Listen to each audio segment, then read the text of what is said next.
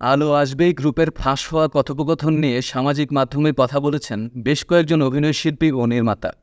আন্দোলনকারীদের উদ্দেশ্যে অভিনেত্রী অরুণা বিশ্বাসের গরম জল দিলেই হবে কথায় ঘৃণা উগরে দিয়েছেন চিত্রনায়িকা পরিমণি।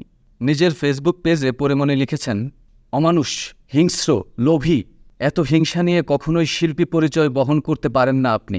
ধিক আপনাকে, থু। বুধবার ৪ সেপ্টেম্বর হোয়াটসঅ্যাপ গ্রুপের শিল্পীদের সমালোচনা করে একটি স্ট্যাটাস দিয়েছেন ফারুকী।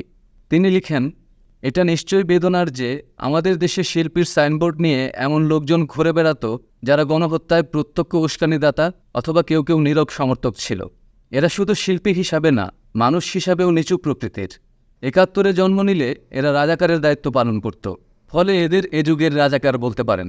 নিশ্চয়ই এদের বিচার হবে গণহত্যায় সমর্থন এবং উস্কানি দেওয়ার অপরাধে। ফাঁস হওয়া স্ক্রিনশটে দেখা গেছে, সাদিয়ার স্ট্যাটাসের স্ক্রিনশট আলো আসবেই গ্রুপে দিয়েছেন অভিনেতা মিলন ভট্টাচার্য। সেখানে তিনি সাদিয়াকে তথাকথিত জনপ্রিয় অভিনেত্রী হিসেবে উল্লেখ করেন। এরপর থেকেই অনেকে অভিনেতার বিরুদ্ধে ক্ষোভ ঝেড়ে সামাজিক যোগাযোগ মাধ্যমে পোস্ট করেন। এর এক জবাব দিয়েছেন সাদিয়া আয়মানও। মঙ্গলবার দিবাগত রাতে ৩ সেপ্টেম্বর এই অভিনেত্রী নিজের ব্যক্তিগত ফেসবুক অ্যাকাউন্টে এক স্ট্যাটাসে মিলন ভট্টাচার্যকে ট্যাগ করে লিখেছেন, আপনাকে ধন্যবাদ দাদা। মানুষের মতো দেখতে শিল্পী নামের শয়তান বেশধারীদের কাছে আমার মতো এই সময়ের তথাকথিত জনপ্রিয় অভিনেত্রীকে চিনিয়েছেন, যে ভুলকে ভুল বলতে জানে, সত্যকে সত্য বলতে জানে। গ্রুপের নাম দিয়েছেন আলো আসবেই, তা বেশ ভালো। তবে আপনারা জানেন আপনাদের নিজেদের জীবনে মস্তিষ্কে সত্যিকারের আলোর যে ভীষণ প্রয়োজন?